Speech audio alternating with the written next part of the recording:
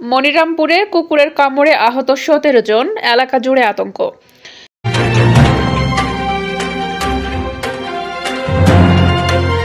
আসসালামু আলাইকুম দর্শক, সকলকে আমন্ত্রণ জানাচ্ছি বিবিআর নিউজে।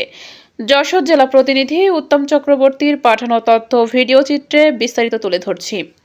যশোরের মনিরামপুর উপজেলায় বৃহস্পতিবার সকাল থেকে কুকুরের কামড়ে অন্তত ১৭ জন আহত হয়ে উপজেলা স্বাস্থ্য কমপ্লেক্সে চিকিৎসা নিতে এসেছেন। এতে পুরো এলাকায় কুকুর আতঙ্ক ছড়িয়ে পড়েছে। আহতরা হলেন বাটভিলা এলাকার রায়হান কবির ৬, বাহির ঘড়িয়ার আজিজুল হক ৫০, খলিয়ার ইয়াসমিন আক্তার ২৪, মনোহরপুরের খলিলুর রহমান ৬২, কবির হোসেন ২৫ ও নাসিমা বেগম ৪০, মশমিননগরের রাকিবুল হাসান ৩০, হানুয়ার গ্রামের মাসুদ হাসান ৫৫, গোপালপুরের আবু বক্কর ২৫, রাজগঞ্জে কাজ করতে আসা গোপালপুর গ্রামের রিপন হোসেন ২৫, ঝাপা গ্রামের রামপদ দাস ৬০, জামাল হোসেন ৫৫, জামাল হোসেন ৭০, কাঁঠালতলা এলাকার বিশ্বদাস ৩২, পাটদিয়া গ্রামের হাসান আলী ৬০ ও মাহবুবুর রহমান, ঘুগরাইলের আব্দুস সামাদ ৭০ এবং কাশীপুর গ্রামের শিশু সুমায় আক্তার ৫।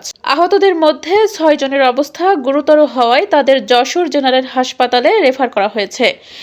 এ বিষয়ে রাজগঞ্জ এলাকার স্থানীয়রা জানান, মশমিননগরের দিক থেকে আসা একটি কুকুর পথচারীদের একের পর এক কামড় দিয়ে মনিরামপুরের দিকে চলে যায়। একই কুকুরের কামড়ে আক্রান্তদের সংখ্যা আরও বেশি বলে দাবি করেন তারা। কেউ কেউ মনিরামপুর উপজেলার স্বাস্থ্য কমপ্লেক্স ছাড়াও কেশবপুর হাসপাতালে চিকিৎসা নিয়েছেন। মনিরামপুর উপজেলার স্বাস্থ্য কমপ্লেক্সে আরএমও অনুপ বসু জানান, কুকুরের কামড়ে আহত রোগীরা হাসপাতালে চিকিৎসা নিয়েছেন, তবে দুঃখজনকভাবে গত ২.৫ মাস ধরে হাসপাতালে কুকুরের ভ্যাকসিন সংকট রয়েছে।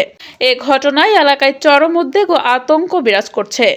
স্থানীয়রা দ্রুত কুকুর নিধন ও পর্যাপ্ত ভ্যাকসিন সরবরাহের দাবি জানিয়েছেন।